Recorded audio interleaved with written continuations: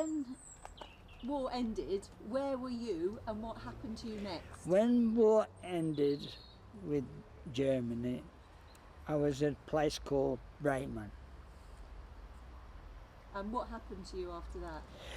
We were on the way to Brussels to meet up with the Americans to train on Dakotas to go out for the invasion of Japan. But during that time, they dropped the bombs in Japan, Nagasaki and Hiroshima, and that was put off. So naturally, we thought we were coming back on leave to England because we hadn't had a leave for 3 years. But what did they do? They sent us to Calais and right down to the Mediterranean to cross over to Port Elizabeth, Italy. And we were sent to the trouble in Palestine. And couldn't believe it. While you were in Palestine, you met General Montgomery though, didn't you? Oh yes, that was an occasion. Oh dear, dear. I was in charge of the table. On this table, there was anything you wish to eat. I says, but I was standing there and Marshal Montgomery came to me. He says, young man, what are those there on the table? I says, sir, they're scones the cook cooked this morning. Ah.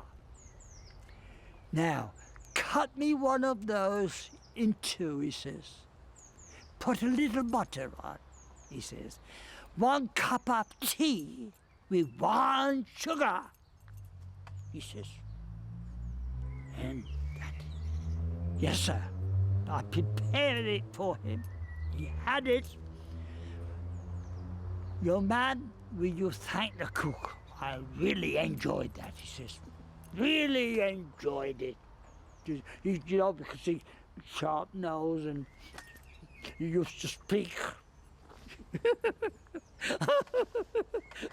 Because I had the time, I was just a lance corporal and he was the marshal. So, oh dear. Anyway, I wished I could have took his signature, but in places like that it wasn't possible. You did see some very awful things though, didn't you, during your active service? Oh, absolutely. Particularly when you were going through France with your friends. Oh dear me, terrible. What happened to Ernest? As soon as you landed in France, you saw what was damage that was done.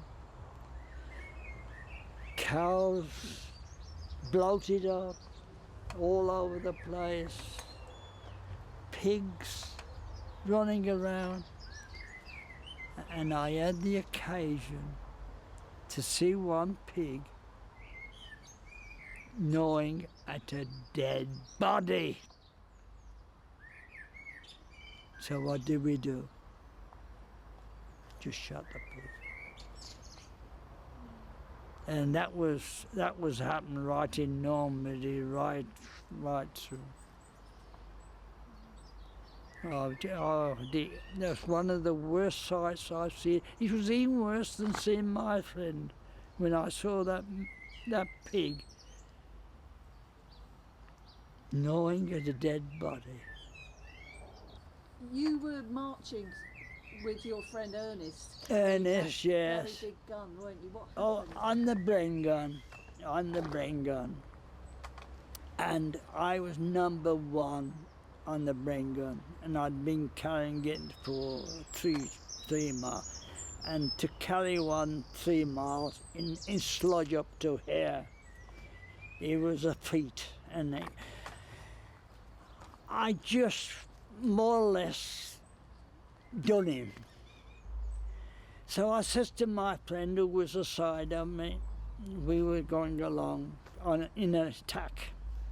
I says, Ernest, I says, would you take number 2, as number 2, off this brain gun off me? I says, if you don't, I'm going to dish it. I says, and I'll get one of these rifles, dead man's rifles. I says, he says, no, Albert, I'll take it over.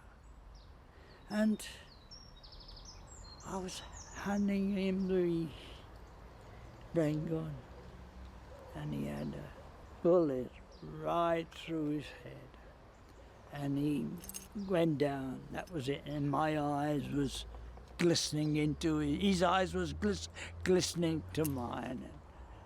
And one of the experiences nobody would wish to have.